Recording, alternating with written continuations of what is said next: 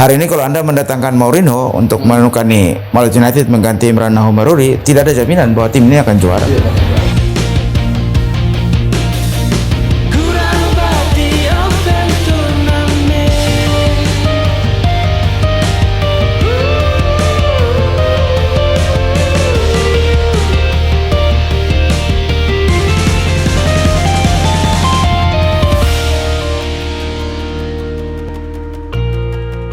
Baik, kembali lagi di podcast Gurabakti Open Turnamen ke-27 tahun 2025. Salam olahraga, pencinta sepak bola dimanapun Anda berada. Kembali lagi dengan saya Muhammad Noval Kasman di studio. Tentunya hari ini saya kedatangan tamu yang cukup spesial dari manajemen Maluku United, Pak Asgar Saleh. Saya sapa dengan Abang Gah. Apa kabar nih Abang? Alhamdulillah baik. Ya. Jadi teman-teman pecinta sepak bola,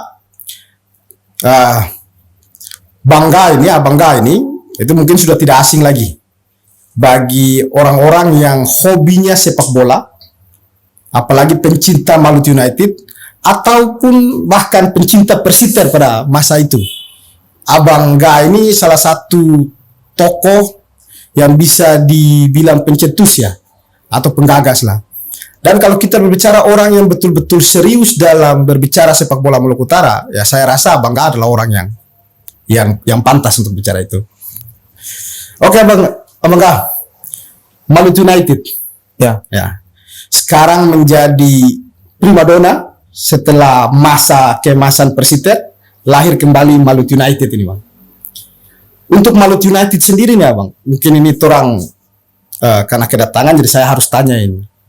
Sekarang sudah di klasemen itu di peringkat keberapa, Bang? Sampai tadi malam kita di peringkat 11 sih. Peringkat 11. Tapi kan kalau kita lihat overall di klasemen itu jarak antara beberapa tim di atas kita kan bedanya tipis-tipis saja. Jadi karena kompetisinya memang ketat, tim yang menang, tim yang kalah itu otomatis akan berubah posisinya, dan klasemen itu ini pertandingan masih panjang, putaran kedua masih panjang, dan kita berharap ya Malut bisa survive lah di Liga 1 musim ini. Okay. Banyak pecinta sepak bola Maluku Utara yang menganggap tim ini angin-anginan ini, Bang. Apakah ini efek karena memang perdana tampil di Maluku United atau seperti apa, Bang? Ya memang kita sih terbuka menerima kritik. Sepanjang kritik itu berpotensi untuk memperbaiki, untuk membangun, karena filosofi Maluku United sendiri sebenarnya dia bukan sekedar entitas sepak bola. Dia hadir di Maluku Utara itu karena berkeinginan agar orang-orang di Maluku Utara itu punya tontonan level atas terkait dengan kompetisi sepak bola nasional, kemudian bisa datang ke stadion bergembira, melupakan seluruh keluh kesah, melupakan beban-beban yang ada baik dari sisi sosial, ekonomi, dan lain-lain. Dan orang ingin ketika datang ke sepak bola, ya karena memang sepak bola secara universal itu selalu menyatukan. Jadi kita bisa sama-sama melupakan perbedaan pilihan politik dan sebagainya. Di stadion lah orang menikmati benar apa yang terjadi ketika pertandingan berlangsung. Jadi kalau misalnya ada pikiran-pikiran bahwa kita memang belum stabil, saya kira memang faktanya juga tidak bisa kita pungkiri. Ini tim promosi, ini tahun pertama kita di Liga 1, liga yang sangat kompetitif, dengan banyak sekali tim yang kualitasnya juga tidak main-main. Karena itu dari awal memang target manajemen itu sederhana aja. Kita berharap tahun ini kita akan stay di Liga 1, dan insya Allah mungkin kita akan upgrade tim ini untuk lebih kompetitif di musim depan. Oke, siap.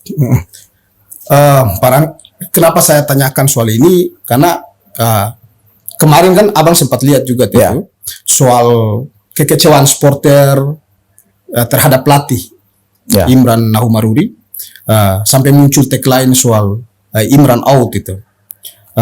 Apakah posisi pelatih ini, Abang, sampai sejauh ini dengan peringkat ke-11 itu, ini masih sesuai ekspektasi dari manajemen sendiri? Ya, kita nanti akan mengevaluasinya di akhir musim. Karena tadi Novel sempat singgung di awal bahwa kita tidak bisa menyamakan Persiter dengan Maluku United. Dua-dua tim ini tim besar yang hidup di zamannya ya. Persiter itu basis utamanya adalah APBD. Kalau kita bicara APBD, itu uang rakyat yang dikumpulkan oleh pemerintah. Dan ketika itu terjadi, ketika ada elemen yang menggunakan uang rakyat, semua orang berhak untuk mengajukan protes, melakukan kritik, meminta ganti ini ganti itu. Tapi kalau manajemen Maluku United ini kan profesional dan dia profit investment, jadi investasi pribadi yang dilakukan oleh orang baik untuk kepentingan Maluku Utara. Berharap tim ini jadi kebanggaan, tim ini hadir untuk mengangkat nama Maluku Utara yang selama ini kita tahu terpuruk karena kasus korupsi misalnya, dan kita tahu pengelolaan ruang hidup di Maluku Utara juga belum optimal, meskipun kita punya sumber daya alam yang sangat luar biasa. Jadi tim ini memang sejak awal, kalau kita bicara posisi Imran Nahum-Maruri sebagai pelatih kepala di Maluku United, ada filosofi besar dari owner Maluku United bahwa orang ini sangat nasionalis. Jadi Imran ini kan pelatih muda yang levelnya sekarang EPO, kemudian dia juga anak Maluku dan Maluku Utara. Kalau kita bicara fakta sekarang, kan 2 hari kemarin Rahmat Darmawan diberhentikan dari Barito. Otomatis yang tersisa di Liga 1 musim ini, pelatih yang benar-benar lokal dan mengambil keputusan serta bertanggung jawab terhadap tim itu hanya Imran. Nah, kita bicara konteks membangun sepak bola Indonesia lah. Apa yang akan kita banggakan kalau misalnya kompetisi kita jalan, tim nasional kita hebat, tapi tidak ada pemain nasional yang benar-benar orang asli Indonesia, atau tidak ada pelatih yang suatu saat nanti akan mengambil alih tongkat kepemimpinan di tim nasional itu berasal dari Indonesia. Ini kan sesuatu yang absurd begitu. Kita ingin kompetisi menjadi baik, kemudian muaranya ke tim nasional, tapi pelatih lokal kita abaikan. Dan kami konsisten sih sebenarnya untuk tetap akan mempertahankan Imran sampai akhir musim. Dan kalau misalnya target manajemen untuk tetap stay di Liga 1 sukses dia jalani, itu terbuka peluang bahwa Imran akan tetap bersama Maluku United untuk musim-musim ke depan. Jadi ya kita belajar lah, sepak bola ini kan bukan sekedar soal kalah menang, bukan soal pertandingan 2 kali 45 menit. Kan banyak tim juga yang melakukan gonta-ganti pemain. Saya sebut misalnya Persis Solo, kemudian Madura United, kemudian Semen Padang. Tapi faktanya kan mereka tidak serta-merta pergantian itu kemudian membuat tim menjadi hebat. Selalu saya mengajukan orang melihat, oke, kita kalah dari Persija, kita kalah dari Madura di Gelora Kiara. Ada suara-suara bahwa Persiter tidak pernah kalah. Siapa bilang? Ketika zaman saya mengurus Persiter pernah kalah di Gelora. Saya pernah lihat itu kalah dengan berujung dengan pembakaran stadion dan sebagainya. Jadi kalah menang bukan sesuatu yang ini. Toh Persebaya bisa kita kalahkan di kandang. Jadi orang lupa statistik. Sepak bola itu selalu tentang statistik. Betul. Kita kalah tapi kita 4 kali menang, mengalahkan tim-tim yang punya nama besar. Semarang kita kalahkan, Solo Sleman kita kalahkan, kemudian terakhir Persebaya kita kalahkan di Gelora Bung Tomo di kandangnya sendiri. Puluhan ribu bonek yang memberi tekanan tersendiri. Dan terakhir salah satu yang tim kita kalahkan adalah Biak, sama-sama tim promosi yang lagi bagus-bagus, toh kita kalahkan mereka di kandang sendiri. Jadi kita masih melihat, kan tidak ada garansi. Secara berseluruh saya selalu menyebut, hari ini kalau Anda mendatangkan Mourinho untuk menukani Maluku United mengganti Imran Nahum-Maruri, tidak ada jaminan bahwa tim ini akan juara. Tidak akan juara, betul. Sepak bola kan butuh adaptasi, butuh belajar, butuh sebagainya. Dan menurut saya, secara pribadi tanpa bermaksud subjektif, Imran adalah anak muda yang hebat, yang mau belajar, yang mau menerima kritik, dan dia sedang ditren untuk menjadi pelatih besar di Indonesia. Kami akan selalu mendukung langkah itu. Oke, siap. Artinya apa yang kemudian disampaikan ini, ya saya sepakat ya, Bang. Karena saya bukan fans MU, tapi filosofi MU itu perjalanannya setidaknya saya sedikit baca lah. Bahwa Alex Ferguson membangun karakter MU itu bukan dalam 1-2 musim kan? Butuh proses yang panjang. Tahun. Dan kemarin ketika MU melakukan kritik besar misalnya, Erik ten Hag dianggap gagal, kemudian mereka mendatangkan Ruben Amorim. Amorim ini kan catatannya sangat fantastis di Sporting Lisbon. Di Sporting Lisbon. Semua kompetisi yang dia bermain bersama Sporting Lisbon tidak pernah kalah. Dia selalu menang. Tapi apa terjadi ketika dia masuk di MU? Butuh adaptasi. Jadi sepak bola tidak serta-merta berujung pada hasil yang instan. Butuh proses. Yang pasti yang ingin saya konfirmasi ke Abang ini, soal Imran Nahum-Maruri sendiri sebagai pelatih kepala, mungkin dia sedang membangun fondasi, bisa seperti itu. Supaya ketika nanti misalnya waktunya dia pergi atau apa, ada fondasi yang sudah dia siapkan untuk tim Maluku United ini. Mungkin seperti itu. Ya, dalam kasus ini kan owner itu dalam banyak sekali diskusi, karena Kebetulan kami sama-sama dalam 2 tahun terakhir membangun Malut United. Filosofi yang kami pegang, keyakinan yang kami pegang itu semuanya terserah kepada Tuhan. Jadi kita misalnya tidak, orang sering bertanya sampai kapan misalnya owner ini akan mengeluarkan investasi pribadi untuk membiayai Malut United.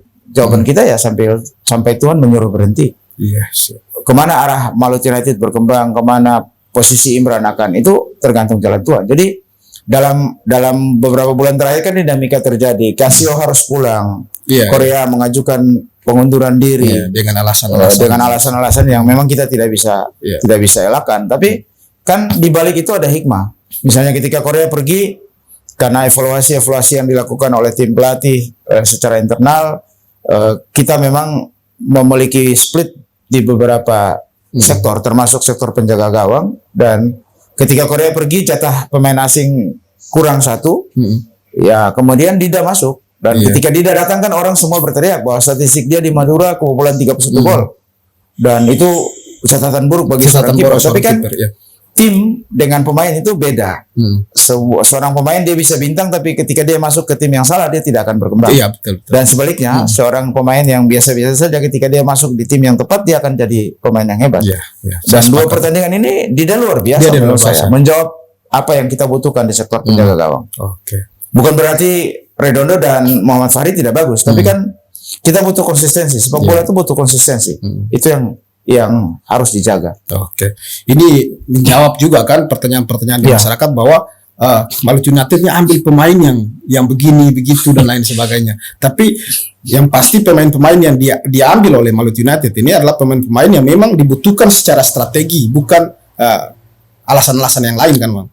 Memang kan strategi yang dibutuhkan tuh lahir dari evaluasi yang dilakukan oleh tim pelatih. Jadi tim pelatih ini kan lengkap, ada pelatih kiper, ada pelatih fisik, ada analis, dan kita selalu mendengar suara semua orang di internal tim kepelatihan. Jadi decisionnya ketika Imran butuh pemain, dia selalu konsultasi dengan direktur teknis yaitu Mena misalnya tentang posisi pemain yang diperlukan.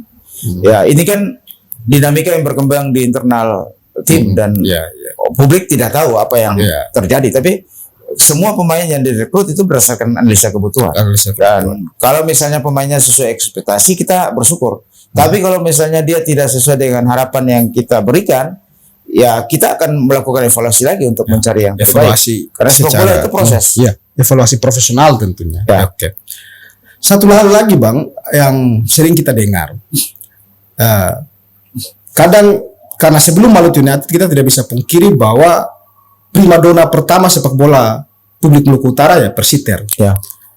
Di zaman Persiter banyak sekali pemain-pemain yang kategorinya anak lokal, anak kampung. Sebut saja nama-nama seperti Poci Rifai, ini Sajuan Doa, Imran Mjen, Muhli Sarun dan lain sebagainya.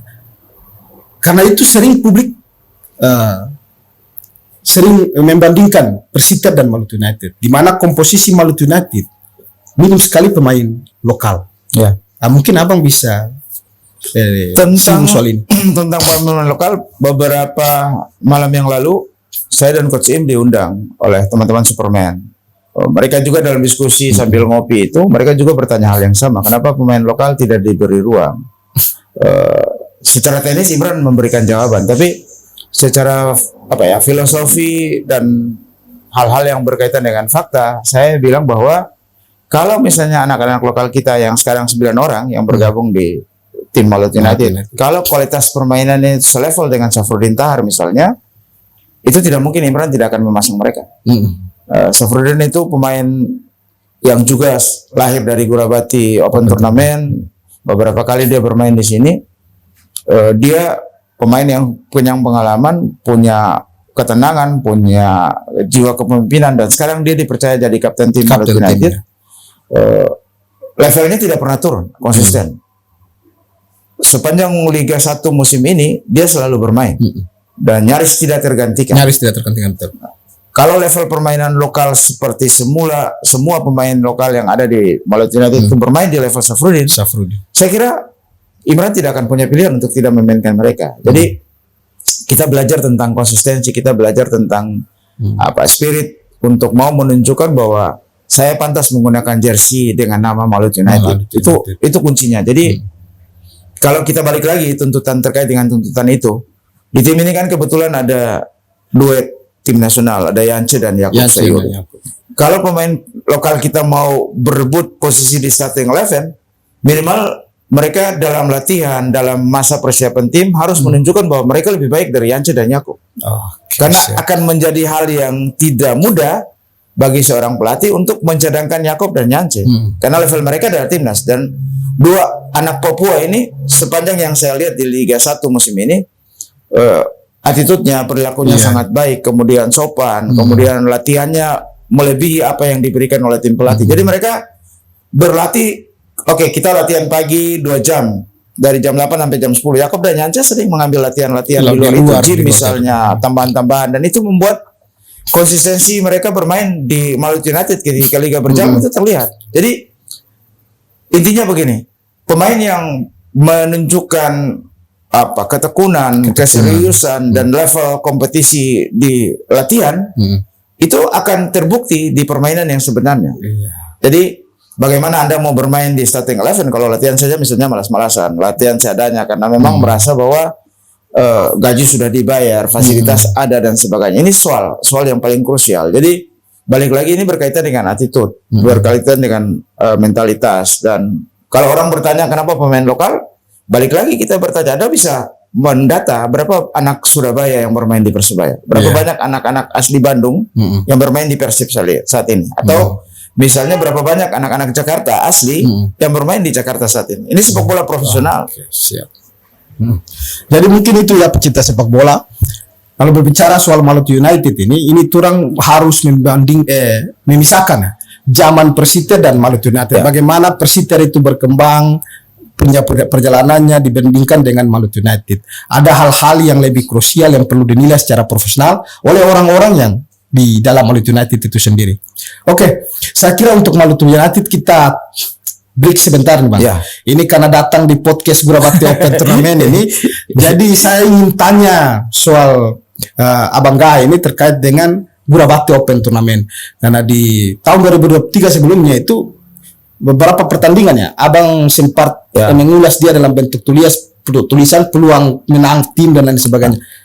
Abang sendiri soal GOT ini punya cerita apa nih? Mungkin ada pengalaman pribadi kah atau apa? Story-nya memang dari kecil ya. Dari masa-masa ketika 1989 itu saya SMA lah.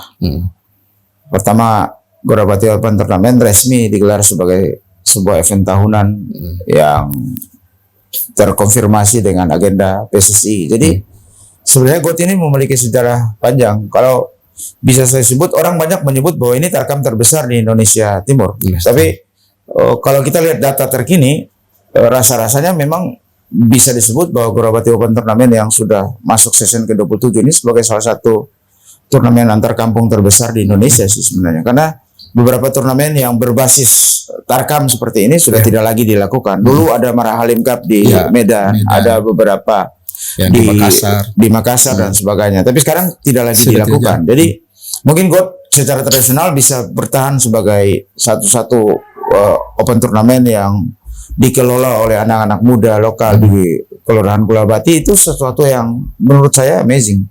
Dan ini sudah 27 kali dilakukan. Jadi dulu ketika kecil tidak belum punya banyak mobil ya waktu itu. Kita jalan kan masih susah. Kadang-kadang kita naik motor kayu langsung turun di Gurabati untuk nonton. Habis itu pulang. Masa-masa itu kan Persikata Makalumpang masih jadi salah satu tim favorit. Dan kalau bicara keterkaitan saya secara personal, tahun 2012 saya bermain dan juara di GOT ketika bermain bersama-sama dengan Persiter All Star. Di final kita, saya ingat betul, kita mengalahkan Tomagoba. Ada Wetley, ada saya, ada Abu Bakar Latif, ada Gatot Basir, ada beberapa anak muda yang sekarang sudah jadi pilar Maluku United. Salah satunya Sadam Haji Tenang waktu itu bermain. Kemudian gelandang di kita waktu itu ada Jamroni. Masih muda sekali. Jadi yang kemarin main di BWS. Yang kemarin bermain di BWS. Jadi sebenarnya ini apa ya? Hal menarik yang harusnya ini dipelihara sebagai ikon. Ikon bagi semua ya. Jadi karena Gurabati itu sudah melibatkan banyak sekali tim yang melintas provinsi.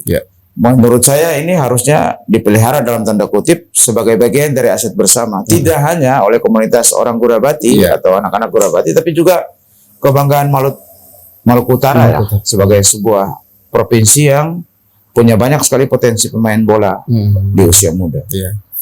Ya, artinya walaupun banyak SSB yang lahir atau banyak komunitas-komunitas bola, tapi kalau tidak ada kompetisi juga ya itu tidak kuncinya. Dan saya tertarik dengan kata SSB. Jadi Maluku Utara ini kan punya banyak sekali SSB, ada ratusan SSB. Tapi kemana anak-anak itu akan bermain untuk usia lanjut itu juga jadi pertanyaan yang krusial. Kalau kita mau mengkritik, saya kadang-kadang harus bertanya dengan agak kasar bahwa apa fungsi Asprof Maluku Utara misalnya. Liga 4 dan Liga 3 di beberapa daerah musim ini sudah selesai dilakukan. Kita di sini belum ada tanda-tanda kapan akan dilakukan kompetisi itu. Padahal itu kan kompetisi yang secara struktur dibikin oleh PSSI. Jadi ada Liga 1, Liga 2, Liga 3, bahkan sekarang Liga 4. Di mana Persita Ternate, Persihalsel, Persita Tobelo, Persikota. Ini kan Persikota Kota Tidore. Ini kan tidak lagi punya ruang. Jadi kita bicara struktur pembinaan di SSB oke. Tapi ketika dia lulus SMA, nyaris dia tidak punya lagi wadah. Kalau dia punya bakat istimewa, mungkin terpantau. Kaitan dengan itu juga, ada saya mau sharing lah. Ada pendapat experience ya, pengalaman. Kalau kita amati secara jujur, kondisi sepak bola Indonesia ini ada fakta menarik. Dulu di masa-masa awal 80-an sampai 90-an, banyak sekali anak-anak Ternate, Tidore, anak-anak Maluku Utara yang bermain ke tim nasional. Banyak sekali anak-anak dari kita yang berkompetisi mulai dari klub Arseto Solo, Warna Agung, kemudian ada Karamayuda 3 Berlian, kemudian bertransformasi ke beberapa klub, Persib Bandung. Di masa-masa Suratin, Kansas dulu. Suratin juga kita pernah juara berapa kali, kemudian setelah juara mereka terpantau dan masuk ke tim nasional. Tapi mengapa sekarang sangat sulit anak-anak kita menembus U17, U19, U20, bahkan di level senior? Tidak ada lagi anak Maluku dan Maluku Utara yang bermain. Kenapa? Karena sepak bola sudah mengalami pergeseran. Dulu kita muncul dengan bakat alam. Bagus, kemudian dibawa ke Jawa, dipoles jadi tim nasional.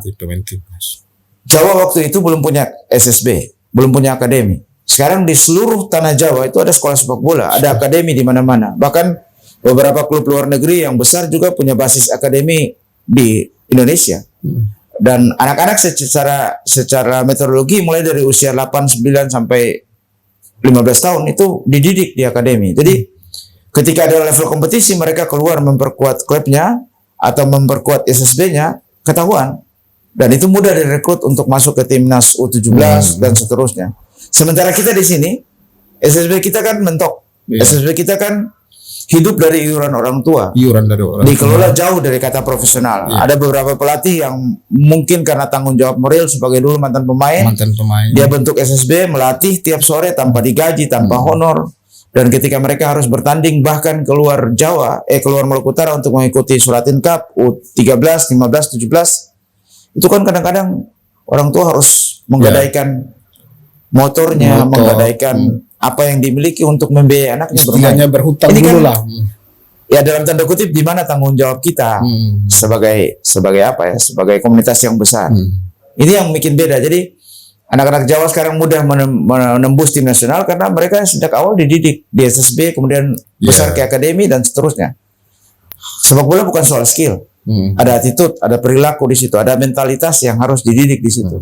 Kita di sini kan rata-rata SSB masih bicara tentang passing control, masih bicara tentang, tapi abai terhadap menu makanan, abai terhadap mentalitas, abai terhadap perilaku. Ini yang membuat ya tidak ada lagi Rahmat Rifai misalnya, Fandi Mohtar di tim nasional. Mungkin yang terakhir dari Maluku Utara yang kemudian tembus ke nasional, mungkin yang lebih agak sedikit tenar ya Ilhamuddin Armain di U19. U19. Nah, sekarang pertanyaannya sama Bang. Siapa sih pemain-pemain di masa itu, di masa Ilhamuddin itu di timnas U19 yang sekarang masih eksis? Tidak ada lagi. Semua pada tenggelam. Tidak ada lagi. Nah, kalau seperti itu tuh tadi seperti yang Abang sampaikan. Butuh konsistensi karena itu bagaimana kita membuat konsistensi itu berjalan, kuncinya ada di fondasi. Di usia dini. Makanya sekarang kami lagi berpikir tanpa bermaksud apa ya, Maluku United sekarang lagi fokus ke pembangunan pemain usia muda. Kita lagi mencari lahan, kemudian kita akan bikin training ground, kemudian kita fokus ke usia 8 sampai 10 tahun. Sampai 14 tahun lah. Kalau 16, 18, 20 kan ada kompetisi EPA. Tapi kita fokus ke usia muda. Kenapa bilang itu? Karena kita belajar dari Jepang ya. Jepang sekarang termasuk salah satu negara yang bisa disebut mampu bersaing dengan negara-negara kuat di Asia, di dunia, bukan lagi kelas Asia dia. Fondasinya kan dibangun dari anak-anak usia 8-9 tahun. Jadi di fase 8-9 tahun anak-anak di Jepang itu diajarkan untuk mengenal sepak bola. Kemudian 12-14 mereka bicara tentang teknik. 15-16 mereka bicara tentang aplikasi teknik yang mereka dapat. Dan di usia 19 mereka mulai dikenalkan dengan level kompetisi, baik lewat Tarkam, lewat SMA, lewat perguruan tinggi, dan setelah pasca U20 mereka akan bicara tentang kompetisi yang lebih profesional. Dulu kan kita punya kompetisi berjenjang di SD, SMP, SMA, ya. LPI ya. Sebelum LPI di Maluku Utara ini kan tiap tahun tuh orang bikin antar SD, antar SMP. Sekarang tidak ada lagi. Bagaimana kita mau bicara tentang kompetisi yang berjenjang? Jadi spirit lagi kalau saya bilang bersyukur GOAT itu masih ada, masih konsisten, dan saya berharap ini turnamen akan jadi terus besar dan terus akan jadi wadah kompetisi yang satu-satunya yang melahirkan banyak pemain. Karena faktanya juga memang kita tidak bisa abai banyak pemain Persiter yang lahir dari Gorabati Open Turnamen. Jadi tadi seperti Abang sudah singgung tadi soal Maluku nanti berencana membuat sistem berjenjang tadi untuk usia dini. Kalaupun ada yang kayak seperti itu Bang, tapi seperti yang saya katakan, tugas Asprof dan asosiasi kabupaten kota lainnya itu yang membentuk kompetisi. Kadang kemarin di beberapa pencinta Gorabati Open ini mengusulkan ke kita sebagai anak-anak Gorabati ini, Gorabati Open Turnamen itu kalau bisa dibuat kompetisi berjenjang. Kita bilang, oh kita tidak sampai ke situ. Kita fokus pada secara umum, yang dimana tujuan kami di Gorabati Open Turnamen ini menjadi tempat bagaimana pemain ini melatih mental sebelum terjun ke dunia-dunia profesional. Untuk sistem berjenjang itu tanggung jawabnya ada di Asprof dan Asosiasi Kabupaten Kota. Abang sepakat soal itu? Saya setuju sekali, karena memang kita harus berbagi tugas. Sepak bola tidak bisa dimonopoli oleh satu entitas, kecuali dia punya basis modal yang besar. Misalnya sekarang kita sebut saja Bali United, ada Persebaya, ada Persija, ada Persib. Itu kan akademinya jalan. Dan mereka sadar benar bahwa kalau kita hitung-hitungan bisnis, daripada nanti kita membeli pemain jadi dengan harga yang mahal, tanpa jiwa yang berkembang dari awal ketika kita didik, mendingan kita bikin akademi. Sehingga nanti pemain-pemain akademi itulah yang akan menjadi pilar. Jadi sekarang filosofinya begini, insya Allah tahun depan misalnya, kalau Allah ridha kita masih tetap bermain di Liga 1 dan itu target kita. Mungkin 5-6 orang anak-anak Maluku Utara yang bermain di U20 akan kita upgrade naik ke tim senior. Dan U18 akan naik ke U20, U16 akan mengisi slot U18. Dari mana U16 berikutnya? Ya kita berharap dari 8-9 tahun dari U14 yang sekarang ada di SSB. yang ada di Maluku Utara. Ini kan butuh sinergi yang luar biasa. Jadi memang kalau misalnya GOAT itu ditujukan untuk mengasah mentalitas, saya sangat setuju karena tekanannya besar di sini. Ada banyak sekali pemain hebat yang akan bermain di sini, dan itu seorang pemain itu dia tidak hanya besar karena dia dididik di sekolah sepak bola atau di akademi. Di luar itu dia butuh ujian-ujian untuk membentuk mentalnya lewat pertandingan resmi, dan GOAT salah satunya. Jadi saya berharap ya kalau Gorabati Turnamen sudah ada di level ini, ya yang lain yang memiliki tanggung jawab yang sama untuk mengembangkan sepak bola di Maluku Utara harus juga bergegas untuk melakukan hal yang sama. Saya kira untuk hal yang menyangkut teknis pertandingan itu selain daripada kompetisi SSB di Maluku Utara, saya kira sudah cukup banyak ya kompetisi-kompetisi yang berkualitas. Misalnya di level Tarkam ada GOT, di Tidore ada 2 event, ada GOT, ada 2 event, di Ternate juga ada berapa. Yang menjadi sorotan itu di luar daripada itu. Karena sepak bola dia tidak bisa berjalan hanya cuma pelatih, pemain, kompetisi, panitia, tapi perangkat pertandingan ini juga menentukan. Soal kualitas wasit yang ada di Maluku Utara. Kadang di event-event Tarkam itu banyak sekali kegaduhan itu yang muncul karena bukan kadang orang tuduh ini panitia main mata, tidak, tapi perangkat pertandingan yang masih bisa diajak main mata dan lain sebagainya. Mas sendiri melihat perangkat pertandingan yang khususnya ada di Maluku Utara itu seperti apa? Kalau kita bicara tentang perangkat pertandingan, menurut saya dibanding yang lalu-lalu ya, sekarang ada mendingan lah, lebih bagus dari sisi kualitas, bukan dari sisi mentalitas ya, dari sisi kualitas, karena ada beberapa anak-anak daerah yang sudah bermain memimpin di Liga 2, di Liga 3. Cuma kita kan butuh evaluasi. Di sepak bola itu selain ada reward harus ada punishment. Harus ada punishment. Ya siapa yang berhak melakukan evaluasi? Otoritas di level lokal. Yeah. Kalau misalnya di level provinsi Asprof, ya Asprof yang harus melakukan evaluasi. Artinya misalnya begini, gue tahun ini kan pasti teman-teman di panitia mau meminta rekomendasi dari Asprof untuk menunjuk wasit. Kalau mereka menunjuk wasit misalnya dalam tanda kutip bermasalah di tahun yang lalu, itu kan berarti tidak ada evaluasi. Karena kewenangan untuk menentukan penunjukan wasit itu ada di asosiasi, ada di asosiasi di tiap level ya. Yeah. Dan saya berharap sih evaluasi itu dilakukan karena sekarang banyak cerita misalnya ketika teman-teman wasit mau berangkat untuk upgrade pengetahuan dan skill mereka, itu kan tidak ada fasilitas yang diberikan. Kadang-kadang ya mereka minta partisipasi karena kita saling kenal, minta bantuan tiket misalnya. Menurut saya ini frame-nya menyedihkan. Karena bagaimana kita berharap iklim sepak bola, kualitas sepak bola di Maluku Utara akan meningkat kalau misalnya suprastrukturnya tidak diberi ruang yang sama untuk perbaikan. Wasit, perangkat pertandingan yang lain, matchcom, itu kan harus di-upgrade juga pengetahuannya karena sepak bola tiap hari berubah. Yeah. Ada filosofi sepak bola bahwa oke, kita bicara tentang masa lalu kita hargai. Kita selalu honoring the past. Bicara tentang apa yang kita lakukan, Persiter pernah juara, itu fakta yang tidak bisa kita tinggalkan. Bahwa Maluku Utara punya banyak pemain muda yang belakangan jadi pilar tim nasional, itu juga sejarah. Tapi kan kita bicara tentang sesuatu yang akan datang, apa yang kita lakukan, celebrating for the past, for the past, itu apa yang harus kita lakukan? Kan kita mesti menyiapkan. Jadi kalau misalnya bicara tentang evaluasi perangkat pertandingan, terlepas dari plus minus personal orang yang memimpin, tapi kan harus ada regulasi yang memang harus kita tegakkan di situ. Jadi saya berharap misalnya teman-teman di GOAT misalnya, kalau dilakukan evaluasi secara internal bahwa si A ini ketika tahun lalu memimpin, grade-nya itu tidak menunjukkan level dia sebagai salah satu wasit nasional, ya tahun ini Anda berhak menolak untuk ditugaskan yang sama, sehingga nanti orang akan belajar setiap event, orang akan belajar untuk terus memperbaiki diri. Iya, itu harus tuh, evaluasi itu sangat perlu Abang. Oke Abang, ini sebenarnya saya harus menawarkan minum nih, cuma karena Abang lagi berpuasa jadi ini. Dan saya lanjut, itu cukup menarik sampai saya lupa juga kalau Abang lagi puasa. Terus kembali ke Maluku United Bang. Banyak orang kita ini, penonton Maluku Utara ini, menganggap masih punya pemikiran seperti ini. Kalau Maluku United itu pemainnya itu kalau boleh itu orang Maluku Utara atau orang Timur lah. Jadi ada perkembangan, misalnya ada pemain-pemain asal Maluku Utara yang bermain di luar, misalnya Aldi Idrus di Surabaya, Julham Jamrun dan lain-lain sebagainya. Mungkin untuk manajemen Maluku United sendiri, apakah pemain-pemain itu kalau permintaan itu dorong pemau dikasih pulang pemain-pemain itu ke Maluku United lah, begitu. Apakah pemain-pemain ini belum atau tidak sesuai dengan keinginan strategi pelatih atau seperti apa? Atau manajemen sudah pernah punya harapan seperti itu? Iya, ada dua hal ya. Yang pertama kita bicara tentang keinginan.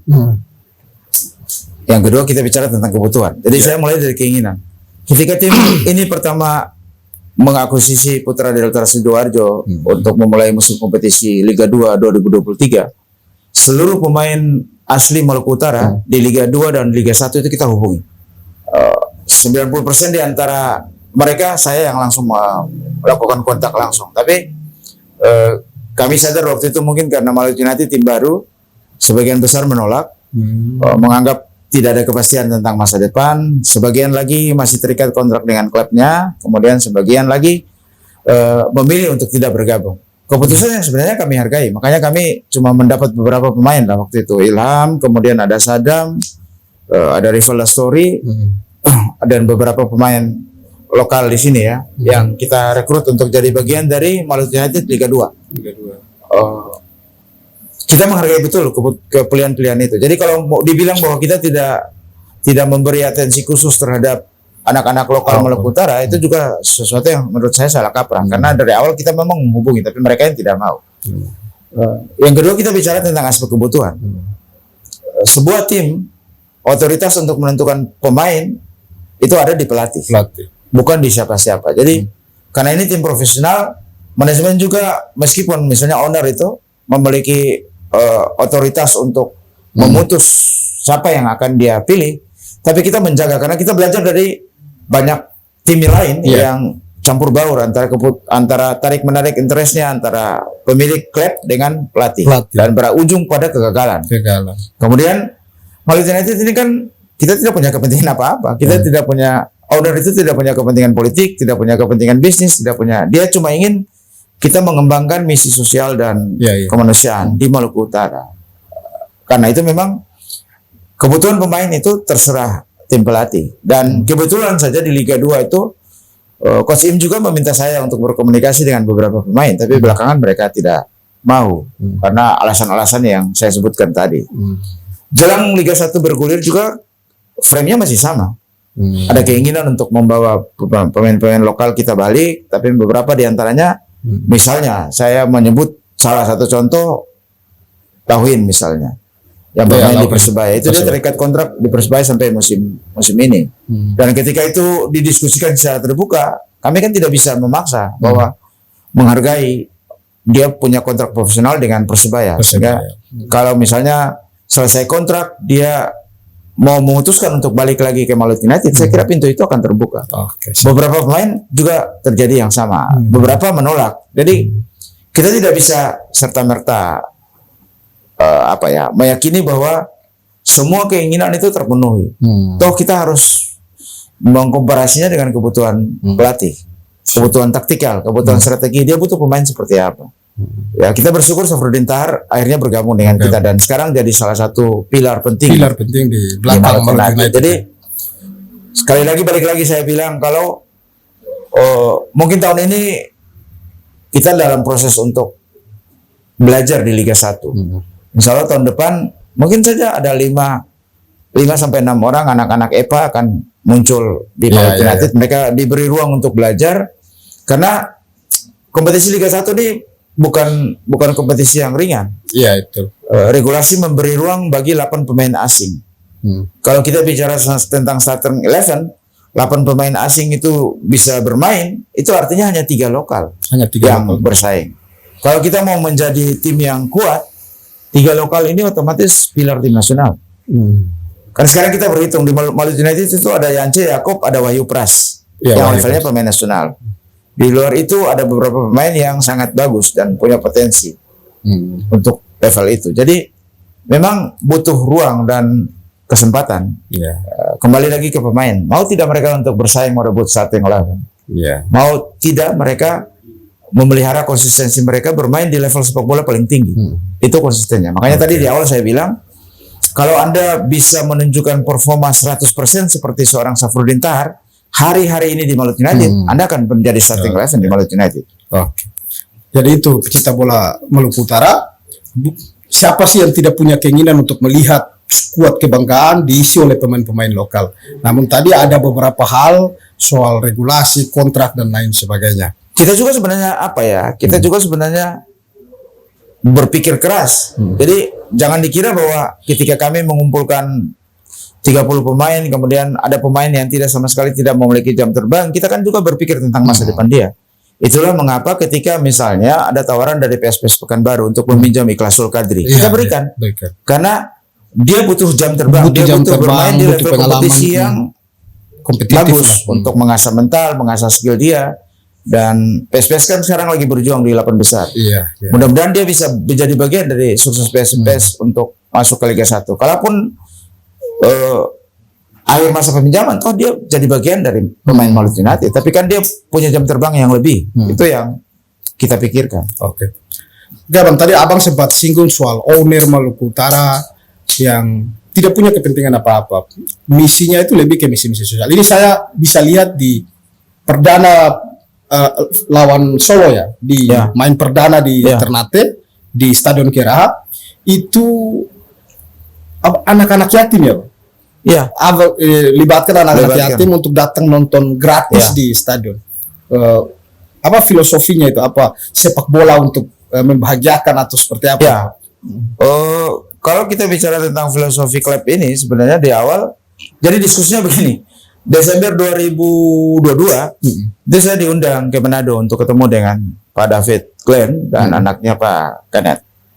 Mereka dua orang baik ini berkeinginan untuk mengakuisisi sebuah tim di Liga 2, kemudian nama belakangan nama Malut United itu muncul karena memang dia kebanggaan. Kenapa Malut United? Karena waktu itu ada pilihan beberapa. Mengapa kita tidak mengakuisisi Persiter Ternate atau Persikota atau Persisal atau Morotai atau banyak klub di sini? Karena kita ingin sepak bola itu menyatukan. Jadi kalau misalnya waktu itu kita memilih untuk mengambil alih Persiter, nanti apa kata orang Tidore, apa kata orang Morotai. Jadi kita ingin brandnya itu kita membawa nama Malut United biar semua orang punya kepentingan yang sama di situ.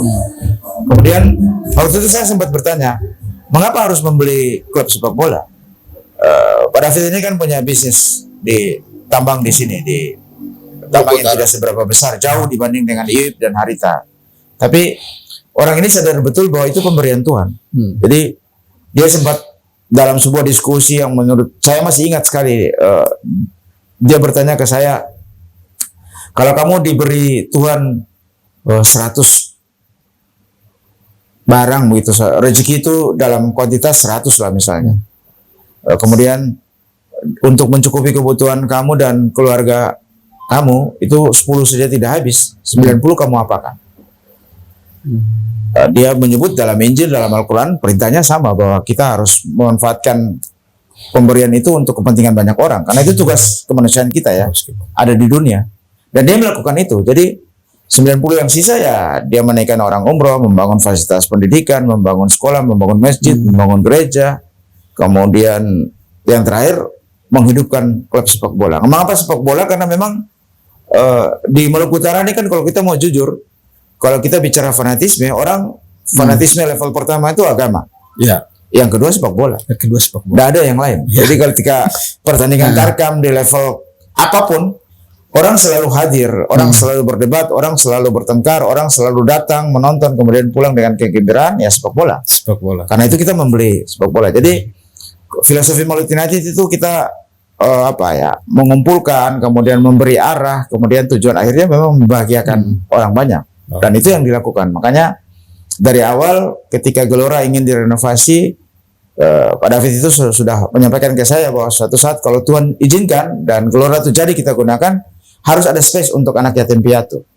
Itu targetnya. Dan dari awal ketika lawan Persis, kemudian Dewa, PSM Makassar, kemudian Persija, sampai ke Madura, memang kita sudah memberi slot itu. Dan terakhir kemarin malam ketika kita bermain lawan Kediri, itu hampir 2.000 orang anak yatim. Itu se-Maluku Utara atau di Kota Ternate? Kebetulan di Kota Ternate. Ini ada protes ini, kenapa Tidore tidak dilibatkan? Soalnya nanti kita coba bicara lah. Karena kalau kita mobilisasi dari Tidore kan butuh transportasi, butuh banyak hal yang kita hitung. Tapi intinya tadi malam ada 2.000 orang yang kita undang. Ada anak yatim, ada anak-anak sekolah yang berasal dari keluarga tidak mampu. Kemudian saya maafkan secara khusus kemarin mendatangi YPAC. Ada teman-teman disabilitas yang kita ingin sekali mereka hadir untuk merasakan kegembiraan di Gelora, kita undang. Kemudian ada anak santri, ada pendeta, ada ustadz, ada para imam masjid, banyak yang kita undang. Dan totalnya 2.000-an orang kita undang gratis. Mungkin dengan begitu juga termasuk doa dari anak-anak yatim dari ini bisa membawa itu kekuatan utama kita sih sebenarnya. Karena tadi saya bilang bahwa keberlanjutan Malut United ini terserah pada kuasa Tuhan. Kita menyerahkan itu. Jadi dinamikanya itu mengalir saja bahwa kadang-kadang keputusan yang kita ambil itu bertentangan dengan akal sehat. Tapi itu memang apa yang Tuhan berikan dengan jalannya untuk kita lakukan. Jadi kalau kadang-kadang dilihat, oh ini tidak beres ini. Orang kan bingung tuh. Kok ada orang yang mau mengeluarkan duit pribadi ratusan miliar untuk membentuk klub sepak bola dan kemudian dia tidak punya kepentingan. Itu kan kalau kita berpikir menggunakan logika kepentingan, itu tidak akan masuk. Selalu akan dibantah. Tapi kita sadar posisi itu. Jadi pada itu biarkan saja nanti orang menilai. Pada ujungnya nanti mereka akan lihat apakah kita konsisten dengan misi kemanusiaan dan sosial kita atau bukan. Ataukah ada kepentingan lain. Jadi kita saat ini 1-2 tahun kita belum bicara bisnis. Kita ingin membahagiakan orang di Maluku Utara. Kira-kira begitu filosofinya. Jadi nanti setelah klub ini punya fundament yang kuat dari sisi kesiapan tim, infrastruktur dan sebagainya, mungkin baru kita akan bicara tentang bisnis. Oke, siap. Oke, Bung Ga. Ini satu ini yang terakhir yang ini dari pribadi saya ini. Sebagai orang yang turut lahir bersama Persiter. Ya kan, Bang? Tahulah fanatisme supporter Persiter seperti apa. Ketika memutuskan bersama dengan Maluku United, ada pemikiran atau pikiran yang muncul di Bang Ga sendiri. Maluku United ini akan diterima oleh supporter seperti kita ketahui Superman, Batman yang ada di Ternate. Ada pemikiran seperti itu tidak? Atau memang dari awal sudah berkomunikasi? Kita tidak komunikasi. Jadi Tadi saya bilang bahwa Persiter dan Maluku United ini berada di zaman yang berbeda. Saya kebetulan bagian dari, jadi kalau mau bicara bicara tentang sukses, saya orang yang membawa Persiter lolos ke divisi utama PSSI waktu itu. Bahkan kita sempat di masa kepelatihan Jackson F. Tiago, kita sempat menembus Indonesian Super League waktu itu. Tapi karena larangan APBD kita akhirnya berhenti. Dan perdebatan tentang berhenti itu juga kan banyak orang tidak tahu bahwa itu kita konsultasinya kemana-mana, ke kejaksaan, ke BPK, dan mereka meminta kalau tidak mau ada problem hukum di kemudian hari sebaiknya dihentikan. Karena APBD tidak digunakan untuk membiayai pemain asing. Itu salah satu kunci yang membuat kita berat untuk meneruskan. Dan bagi kami supporter di mana-mana adalah bagian dari klub, bagian dari kekuatan klub. Jadi ketika Persiter udah selesai, ya saya bilang tadi kita tetap bicara tentang honoring the past, kita bicara tentang penghargaan terhadap masa lalu. Tapi merayakan masa depan ada di Maluku United. Karena tim ini ada dan kita butuh dukungan semua orang. Makanya kita berterima kasih. Di Ternate itu ada Superman, di Tidores ini saya tahu ada North Moluccan Boys, kemudian ada Salawaku, ada Bongkar, ada Kans, ada Ultras Kiraha, ada Ultras Akega Ale yang selama ini selalu berkomunikasi dan mereka jadi elemen dari kekuatan tim. Jadi kalau kita bicara tentang kontribusi supporter, ya tidak ada tim yang tidak hidup dengan basis dukungan yang kuat dari supporter. Karena itu kami akan terus berusaha memperbaiki meskipun tantangannya tidak sedikit. Jadi di Ternate sekarang Casio pergi karena alasan ini, Korea mundur karena alasan ini. Kita bertahap lah. Kita tidak punya lapangan latihan yang memadai. Kalau kita memaksa untuk tetap berlatih rutin di Gelora, rumput lapangan akan rusak dan performanya tidak akan cukup untuk menggelar Liga 1. Karena itu ini tantangan-tantangan yang memang harus kita jalani hari-hari ini sambil mencoba agar memperbaiki. Sekarang ini kan kami lagi dalam posisi untuk mengikuti penilaian dari Konfederasi Sepak Bola Asia tentang klub profesional. Jadi ada 5 aspek. Aspek legal, aspek finance, keuangan, kemudian SDM dan personality, kemudian ada aspek infrastruktur dan aspek youth development, pembinaan pemain usia muda. Yang 3 pertama, finance, legal, dan SDM, menurut kami itu tidak terlalu problem. Tapi yang akan jadi masalah ini kan infrastruktur dengan pembinaan usia muda. Karena itu harus ada kurikulum untuk pembinaan usia muda, kemudian infrastruktur. Kami harus bisa menjadikan Gelora itu salah satunya adalah single seat kalau kita mau bicara bermain di level Asia, kompetisi level Asia. Karena itu ada ruang, misalnya tahun ini kita terpaksa mendaftarkan Gelora Bung Tomo. Jadi kalau misalnya kompetisi di ujung kompetisi kami ada di posisi 3-4 dan diberi slot untuk bermain di Piala Asia tahun depan, kemungkinan besar kita akan bermain di GBT Surabaya. Sambil Geloranya kita perbaiki. Kapasitas stadionnya kita tingkatkan, lampunya kita tambah, single seatnya kita perbaiki, lapangannya kita, rumput lapangannya kita perbaiki. Mudah-mudahan semuanya itu bisa mengalir sehingga amin. Ya, saya sering bilang kalau kita berbuat baik, Tuhan pasti akan memberi jalan. Jadi, pasti saja ada jalan. Ya, siapa tahu lah tahun depan misalnya atau 2 tahun depan Al Nassr dengan Cristiano Ronaldo bisa bermain di Ternate, itu kan sesuatu yang luar biasa. Kalau tembus ke Champion Asia kan. Oke, luar biasa. Oke, Abang Ga, di penghujung ini selaku panitia juga di Gorabati Open Turnamen, saya minta izin langsung ke manajemen Maluku United ini. Di pertandingan Maluku United berikut ini kami minta izin karena kemarin kami juga datangkan SOC ya. SSO dari Maluku United untuk datang berbincang-bincang di kita soal nanti pengamanan di Gorabati Open Turnamen. Mereka sampaikan ke kita nanti ketika Maluku United main datang sama-sama dan lihat bagaimana cara perhatikan. Nanti ada dari bidang keamanan yang kemudian hadir. Jadi ini saya langsung minta izin. Boleh, tidak masalah. Jadi karena nanti saya coba bicara sama Pak Arief. Iya. Pak Arief itu kan ketua SSO kita. Jadi memang GOAT ini kan harus mengikuti tren perkembangan sepak bola modern. Regulasi, kemudian aspek-aspek yang kita bisa penuhi, sebaiknya kita penuhi.